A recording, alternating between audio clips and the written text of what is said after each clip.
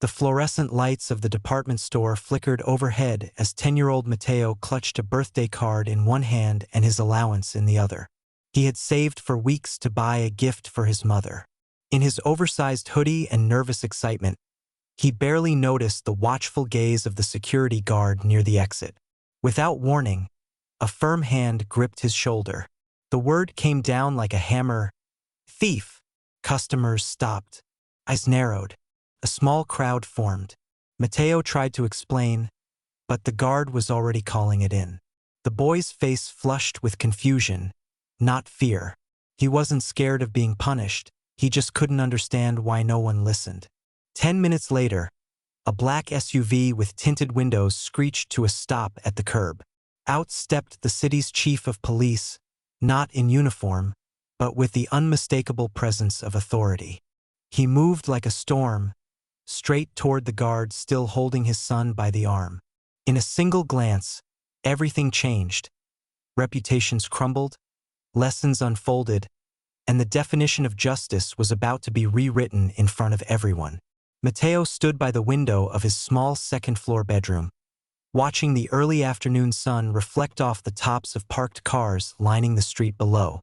He clutched a folded $5 bill in one hand, the worn edges softened by weeks of handling. The money wasn't much, but it represented something far more valuable to him. His quiet determination to surprise his mother with a birthday gift he had purchased all by himself. For the past several weeks, he had been helping neighbors carry groceries, raking leaves in the fall-chilled yards of elderly tenants, and returning soda cans to the corner store for small change. Every coin had been dropped into a tin box beneath his bed, and each night he'd count it again, just to make sure nothing had vanished. Today, the tin was empty, and the money sat neatly folded in his hoodie pocket, ready to fulfill its purpose. He had memorized the store's layout from the one time he had gone with his cousin a month earlier. It was one of the larger chain stores just outside the neighborhood, too far to walk when he was younger, but now reachable by bike. The store wasn't glamorous, but it was bright, with rows of cards, scented candles, and novelty items near the front entrance. Mateo had passed by that aisle the last time, his eyes lingering on a music box shaped like a sunflower and a card that played a song when opened. He remembered his mother humming that same tune in the kitchen when she cooked, usually on Sundays when she wasn't too tired from her night shifts. He didn't need a sales clerk or a shopping list. He needed only that card and a small box of her favorite chocolates. In his mind, the gift wasn't just something to wrap. It was proof that he was growing up, learning to notice what made people happy, and showing love not through words, but effort. His sneakers crunched lightly against the pavement as he pedaled the few blocks to the store, wind flattening his hair against his forehead. The neighborhood changed subtly along the way. Graffiti faded into clean brick walls, and potholes became smooth asphalt. He rode past fast food restaurants and a gas station, finally reaching the wide sliding doors of the department store. As he stepped inside, the gust of artificial air conditioning made him shiver, and he pulled his hoodie tighter. He knew what people might think when they looked at him. He had overheard it before. The assumptions, the whispers, the sideways glances when he spoke Spanish to his little sister in public. But today he held his chin up, reminding himself he had a right to be there just like anyone else. Inside, the store buzzed with quiet activity. Shoppers scanning shelves, carts rolling down aisles, intercom announcements about holiday discounts. Mateo moved deliberately, weaving past displays of toys and electronics until he reached the greeting card section. It was quieter there, tucked between the seasonal items and the self-checkout area. He scanned the cards one by one until he found it. The one with sunflowers on the front, its yellow petals glowing under the aisle's fluorescent light. When he opened it, the melody chimed, soft and familiar. He smiled and read the printed message inside, then carefully slid the card into its envelope and tucked it under his arm. Next, he found the candy aisle, scanning for the red foil-wrapped chocolates he had seen before. He chose the smallest box, counting the price carefully in his head. He knew exactly what he could afford and what he couldn't. With his items in hand, he walked to the checkout lanes. The lines were longer than usual and the self-checkout section had a blinking red light over one register. Mateo hesitated, unsure if he could use it, then moved toward the open register where a tired-looking cashier motioned him forward. He placed the items down gently, watched the scanner beep, and handed over his crumpled bills. The change came back in coins, dropped into his palm with little ceremony. He thanked the cashier quietly, put the receipt in his pocket, and slid the bag over his wrist as he turned toward the exit. His heart beat a little faster, not out of fear, but excitement. He imagined his mom's face when she opened the card, the small moment of joy it would bring her, and how he would finally get to say, "I got it myself." He passed through the security sensors at the front doors, his eyes fixed on the glass and the bright afternoon sky beyond it. But before he could step outside, a firm hand gripped his upper arm, yanking him sideways. The moment froze. He didn't understand right away. All he felt was a sudden pressure and the confusion of being pulled backward just after he had begun to move forward. He turned to see a uniformed security guard standing behind him, face tight with suspicion. The guard didn't ask questions. He didn't look for a receipt. He didn't see the bag or hear the soft protest in Mateo's throat. The word came before anything else. Thief. The accusation pierced the air like an alarm. Heads turned. People slowed their walk. Someone whispered. Mateo blinked, struggling to process what was happening. He looked down at the bag, then up at the security guard's clenched jaw. His heart began to thump for a different reason now, not excitement, but something colder. Not fear of what he had done, but fear of what people believed he had done. The card was still playing softly in his mind. Now, it sounded distant and drowned by something much louder, humiliation. The weight of the situation pressed on his chest, and though he hadn't done anything wrong, he suddenly felt like he had. And deep inside, something small and quiet began to break. The firm grip on Mateo's arm didn't loosen as the security guard led him away from the store entrance, past curious onlookers and murmuring shoppers. The bright light of the exit faded behind him as he was pulled into the store's security office, a small, windowless room at the rear of the building that smelled faintly of plastic, bleach, and old coffee. The walls were a dull beige, scuffed and bare except for a mounted surveillance monitor and a corkboard with company policy posters thumbtacked into place. The fluorescent light buzzed overhead, making the silence inside feel even more sterile and unforgiving. Mateo sat down because he was told to, not because he understood what was happening. His mind moved too fast to form clear thoughts, but too slow to stop the weight of the accusation from crushing down on him. The bag with the card and chocolates sat on the table beside him, untouched and unopened as if it didn't matter. The security guard stood with crossed arms, glaring down at him like a judge waiting for a confession. Mateo opened his mouth, tried to explain that he had paid, that he had a receipt in his pocket, that he had done everything right, but his voice caught in his throat. The words wouldn't come out the way he wanted. He knew how his hoodie looked, how his skin looked, how his last name sounded when people said it with suspicion. He had seen enough faces twist when he told them where he lived. And now he was here, alone, and no one seemed to care that his mother had worked overtime so she could afford groceries that week, or that he had saved coins for over a month just to make her smile on her birthday. All they saw was a boy with brown skin standing near the exit holding a bag. The security guard spoke into a radio clip to his shoulder, requesting a store manager to meet him in the back. His tone was clipped, authoritative, the voice of someone certain he had done the right thing. When the manager arrived, a tall man in a blue vest with a barcode name tag, he glanced at the monitor, then at Mateo, and gave a sigh that was more annoyed than concerned. Mateo tried again to speak, this time louder, saying that he paid and that the receipt was in his hoodie. But the guard shook his head, dismissing the explanation without even checking. The manager leaned in, asked a few cold questions about whether the boy was alone, where his parents were, why he didn't ask for help. Mateo repeated himself, trying to stay calm, trying not to let his voice shake, but it was clear from their faces that they had already decided he was lying. The receipt remained untouched in his pocket. Time slowed. Mateo's ears rang. The room began to feel smaller and the fluorescent light harsher. He stared down at the table, his legs dangling from the chair too high for his feet to touch the floor. He focused on the handles of the bag, the way the plastic twisted and creased where his fingers had once held it with excitement. Every second felt like a punishment he hadn't earned, every breath a reminder that being innocent wasn't always enough. He had thought adults would listen. That if you just told the truth, people would help. But here, his truth bounced off blank faces and returned to him distorted, unheard. The radio on the guard's shoulder crackled again. He muttered something about calling someone to pick up the boy. Mateo's heart jumped. He didn't know what they meant. Pick up? From where? For what? Panic started to curl in his chest. His voice, once steady, cracked as he tried to say his father's name. The name didn't register with the guard or the manager. He said it again. And again. He spelled it. He said he's a police officer. He's the police chief. But it meant nothing to them. They didn't believe him. The guard even smirked, exchanging a glance with the manager like they'd heard some kind of childish excuse before.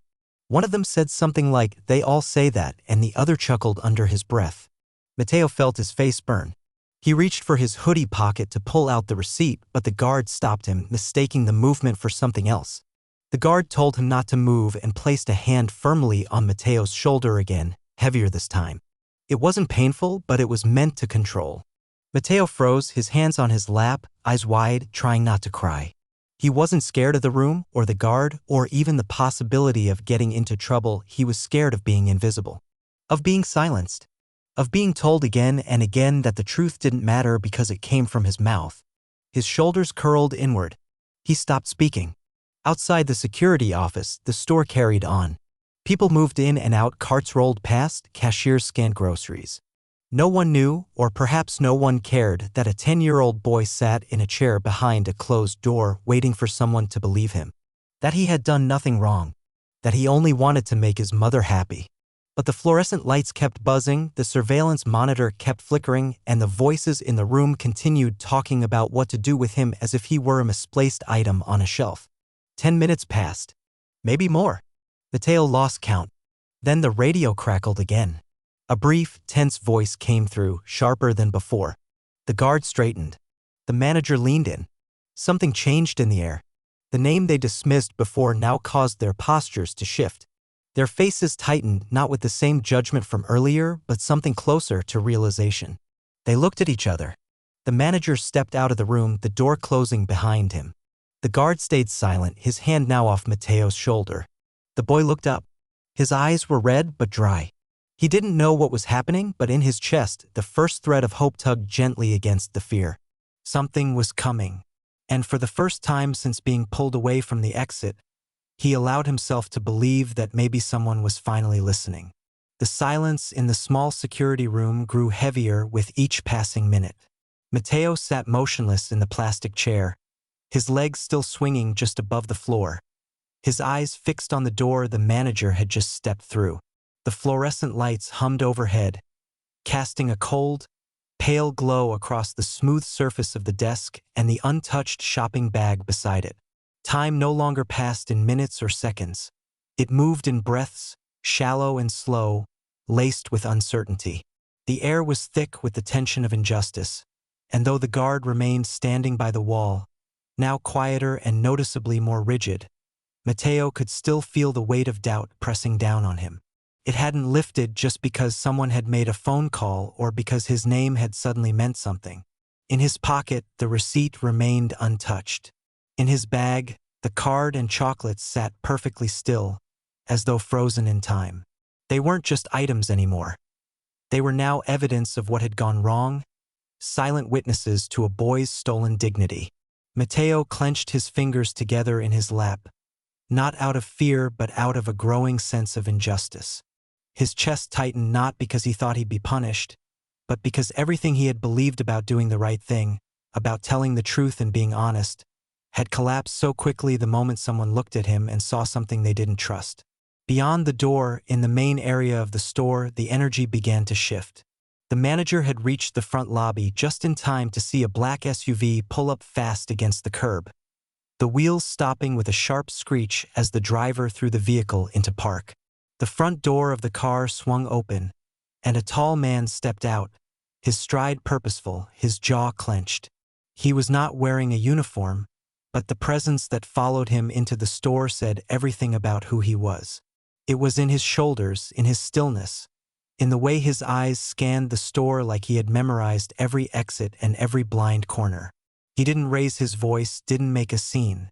He simply asked one question, and when he got the answer he didn't like, He moved straight to the back of the store, past stunned employees, past the checkout lines, past shelves of candy and aisles of impulse buy novelties, until he stood outside the security room.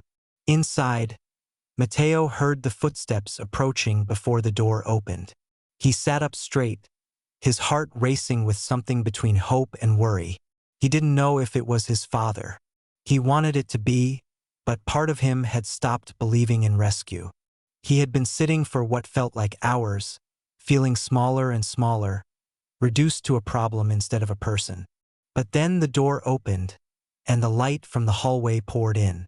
The officer stepped in slowly, eyes immediately finding his son.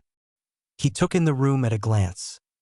The sterile desk, the plastic chair, the boy who had done nothing wrong sitting with his hands in his lap, the security guard suddenly standing stiff as a board. Mateo didn't say a word. He didn't have to. His father's face didn't show rage, at least not the kind that exploded. It showed something much deeper, controlled, focused, dangerous only to those who had something to answer for. The kind of silence that came just before consequences were delivered. The security guard started to speak, but faltered when the man raised his hand ever so slightly. Words failed in that moment because there was nothing left to say.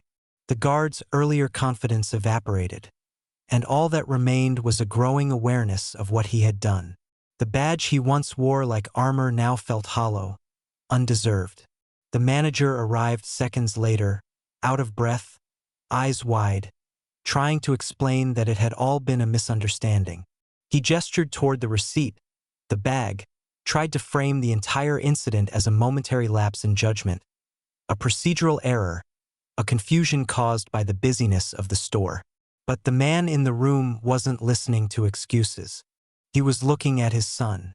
Mateo finally stood, the bag still dangling from his wrist. His father moved toward him, knelt to his level, placed a hand on his shoulder. For the first time since the confrontation began, Mateo exhaled. The sound caught in the air. It was the sound of a boy trying to be strong, trying not to cry in front of strangers, trying to understand how the world could treat him like this when all he wanted was to be kind. He looked up into his father's eyes and saw something more powerful than anger. He saw disappointment.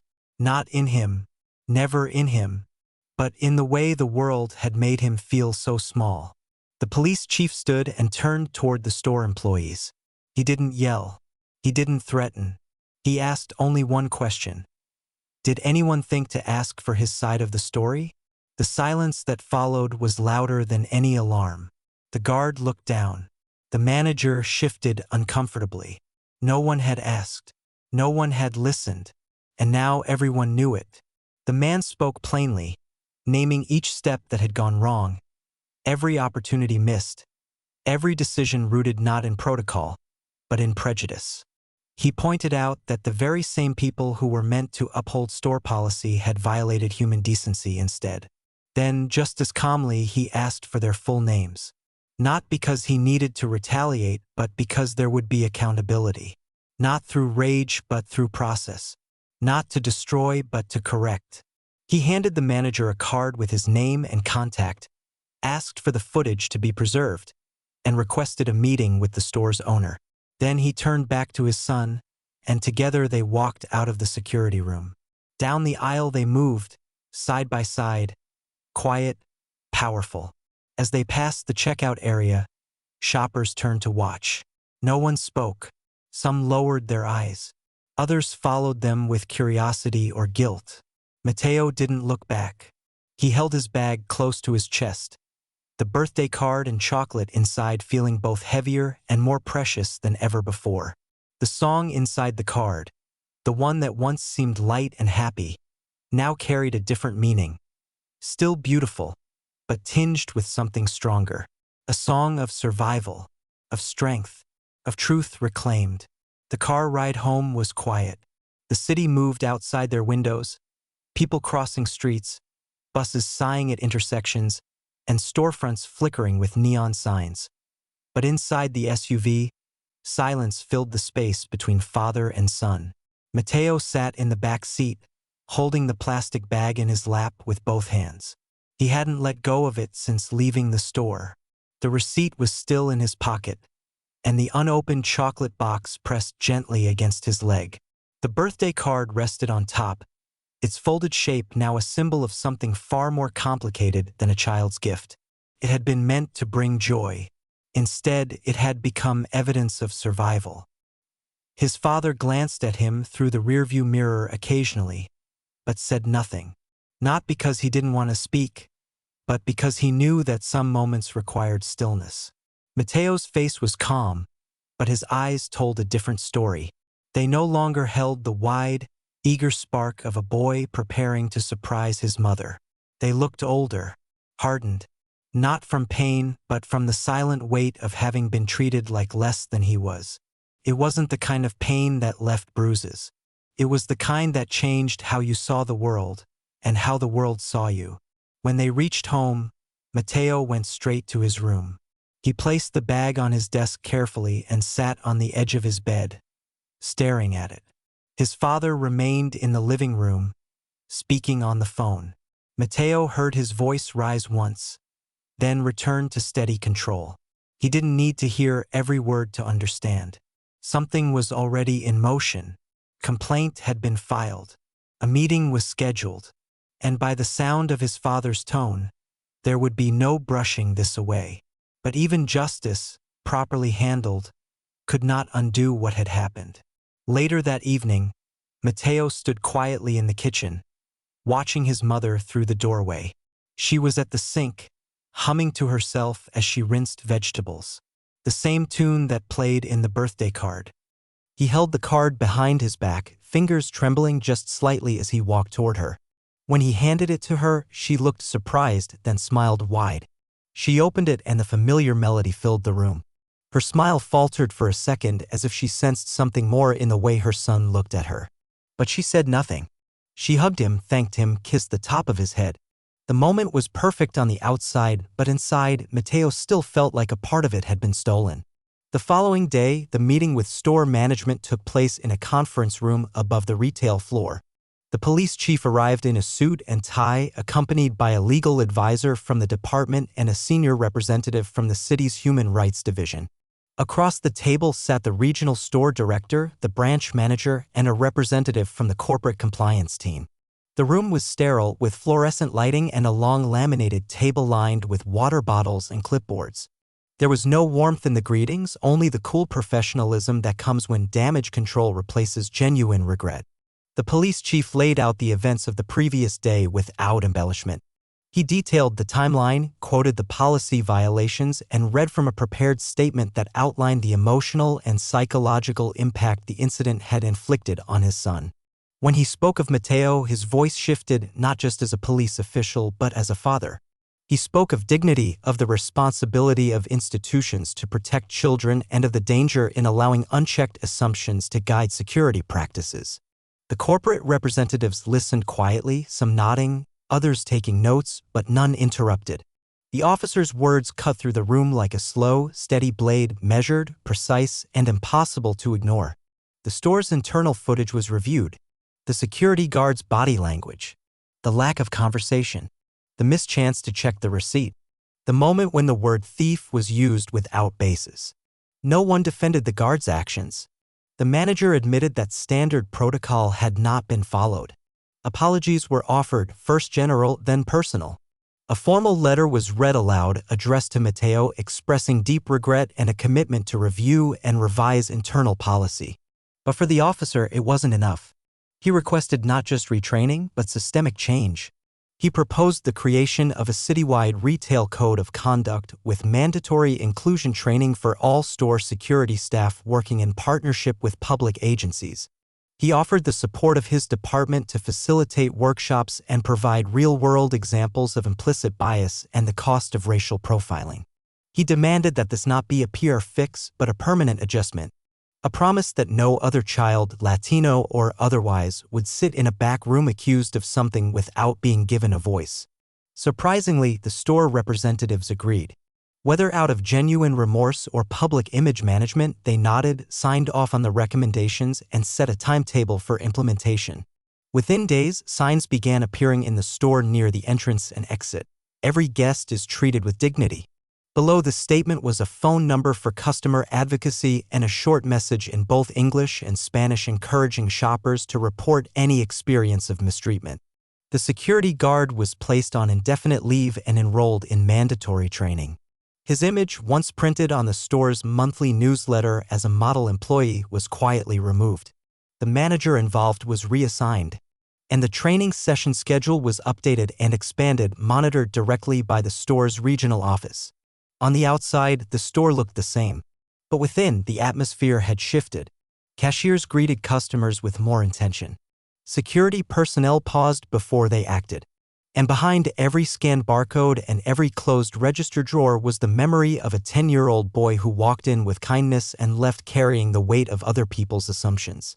The people who had once ignored him now wondered how they had let it happen.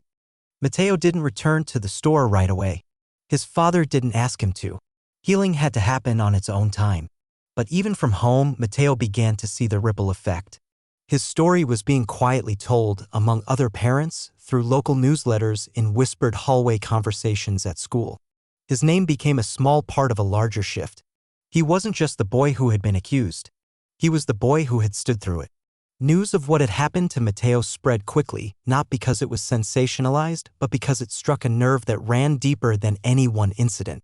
In neighborhoods across the city, parents exchanged stories over school pickup lines and grocery aisles, quietly comparing their own experiences, many of which had gone unspoken for years. It wasn't just about Mateo, it was about every time a child had been followed too closely in a store, every sideways glance that turned into suspicion, every instance where appearance was mistaken for guilt. Mateo's story became the spark that gave others permission to speak, and it began to shape conversations that had long been buried under discomfort and denial. Meanwhile, the police chief continued his quiet campaign behind the scenes. He met with education leaders, nonprofit organizers, and fellow officers. He didn't approach the issue with outrage, but with strategy. He spoke with the weight of both personal conviction and institutional power, making it clear that this wasn't just about fixing one store's mistake. It was about changing how entire systems saw children like Mateo. He organized a public forum with local officials and business leaders, inviting them to participate in a community conversation on bias, safety, and accountability. Though the forum wasn't televised, it was well attended, and the people who came left with more than just pamphlets, they left with a responsibility. At the store, small but meaningful changes began to take root. The weekly staff meetings now opened with a discussion about awareness. Employees were encouraged to share moments where they had felt unsure or acted on instinct alone. The security team, once silent and rigid in posture, now engaged in real scenarios during training sessions, learning how to de-escalate, how to question without accusation, how to ask before assuming. A new hiring policy was introduced that required applicants to complete a course on implicit bias before they could be considered for a public-facing role. Mateo's name was never displayed on posters or announced over intercoms, but within the store's culture, he became a silent reference point. When a child walked in alone, staff approached with curiosity, not suspicion. When someone looked nervous or lost, it became a cue to offer help, not raise alarms. The store's manager was replaced with someone new, a woman who had previously worked in community relations and who insisted that the best security was presence, not intimidation. She walked the aisles daily, not just to supervise, but to listen. Customers began noticing the shift. Reviews on local forums changed tone. Employees smiled more. Fewer complaints were filed. The store was learning to breathe differently. Back at home, Mateo began to settle back into a routine. He returned to school the Monday after the meeting, unsure whether his classmates had heard about what happened. At first, no one said anything. But during lunch, one of his classmates sat next to him and handed him a wrapped snack, saying nothing more than, "Glad you're here." Others followed. No one pressed him for details, but the way they sat with him was its own kind of solidarity. His teacher, without addressing the incident directly, included a short reading on justice in class and followed it with a discussion. Mateo listened as students spoke about fairness, assumptions, and how easy it was to judge before understanding. He didn't raise his hand, but he didn't have to. His presence in the room was enough. That evening, as the sun dipped below the skyline, Mateo's father watched his son ride his bike down the sidewalk outside their building. The boy rode with more quiet than usual, his movements careful, his posture upright, his face thoughtful. The man leaned against the window frame, arms crossed, the weight of the past few days settling across his shoulders. He had handled violent crime scenes. He had mediated disputes and delivered bad news to grieving families. But nothing had cut as deeply as seeing his own child questioned for simply being who he was. That hurt was personal. It had challenged him not just as a father, but as a leader. But now, in the stillness of a spring evening, he watched his son reclaim space. Not defiantly, not dramatically, but steadily. Inside the apartment, the mother placed the now empty chocolate box on the kitchen shelf. It was too pretty to throw away, she'd said. She had saved the card too, tucking it into a drawer with other small mementos. Hospital bracelets, school awards, crayon drawings. Every time she opened it and heard the melody, her eyes softened and then clouded. It reminded her not only of the love her son had tried to give her that day, but of what he had endured to deliver it. And still, life moved forward. Mateo returned to his chores, to reading before bed, to asking for a few more minutes of cartoons. But there was a difference in how his parents looked at him now, not with worry, but with a deeper respect. He had faced something harsh and unjust and carried it with strength beyond his years. He had not shouted or lashed out. He had spoken the truth, held his ground, and endured until the right voices stood beside him. He had reminded them all that dignity isn't granted, it's claimed. Even when no one believes you, even when the door is closed, even when your hands are empty but your heart is full.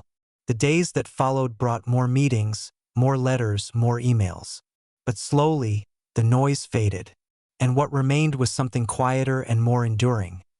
A shift in how people looked at young boys like Mateo, not as problems waiting to happen, but as individuals with stories, with families, with purpose. The kind of shift that doesn't make headlines but changes the course of someone's life forever. Several weeks had passed since the incident at the store, but its echo remained, subtle, like a distant hum that never quite faded. Mateo no longer asked why it had happened. He no longer replayed the moment when the guard's hand gripped his arm or the sound of the word that had wrongly been assigned to him. What lingered instead was something quieter, deeper, a shift in how he viewed the world and his place in it. He still rode his bike to school, still helped his mom dry the dishes, still laughed at cartoons when his dad wasn't around. But there was a new awareness in his eyes, a calm alertness that made him seem slightly older than the other kids in his class. It wasn't bitterness. It was clarity. On a cloudy Thursday morning, Mateo's father received a letter from the store's corporate office. It was formal, printed on thick stock paper, signed in blue ink. The letter thanked him again for his patience and professionalism and included an update on the policy changes now implemented across all regional locations. They had adopted new procedures for customer engagement, enhanced training modules on cultural awareness, and launched a public campaign promoting respectful service. Alongside the letter was a small envelope addressed to Mateo himself. Inside was a simple note written in plain handwriting. It did not apologize with cliches. It simply acknowledged what had happened, admitted it had been wrong, and thanked him for teaching a lesson that many adults had forgotten. It ended with a short sentence. "You reminded us what justice looks like." That evening, the family sat together at the kitchen table, the note lying beside Mateo's plate as they shared dinner. His mother served rice and beans, a dish he had loved since he was little, and his father spoke about his upcoming meeting with a new community task force on youth equity. The conversation felt normal, almost mundane, but beneath the surface was the quiet bond that had grown stronger between them since that day. They had been tested not by some great catastrophe, but by a moment of everyday injustice. And they had come through it not untouched, but unbroken. On Saturday morning, the store reopened its doors for a special community appreciation event. Mateo's father had received an invitation, as had several community leaders and school representatives. There would be a short ceremony, a chance to meet the new store manager, and an unveiling of a new mural installed near the front entrance. Mateo had no desire to go at first. The memory was still too close.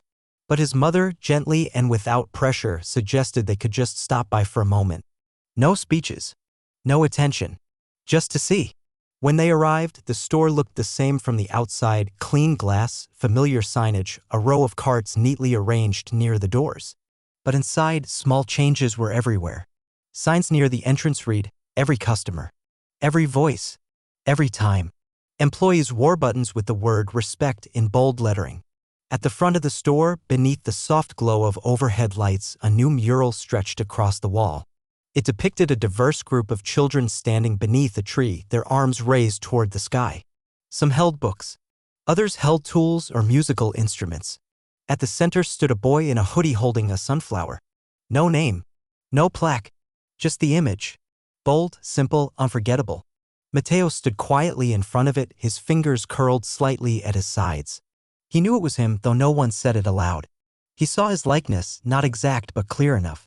He felt a strange mixture of pride and humility, as if the image honored something he had survived without needing to celebrate the pain. His father stood beside him, hands in his pockets, nodding slowly. His mother took a photo from a distance, not to post online, but to save as a memory of what had changed and what would never be the same. They stayed only a few minutes. Mateo didn't want to walk the aisles or talk to anyone. He had made peace, but he didn't need to relive it. As they left, a young employee near the exit offered him a gift bag. Inside was a book on leadership for kids, a small sunflower pin, and a note that simply read, "Your story matters." That night, Mateo sat at his desk and opened the book.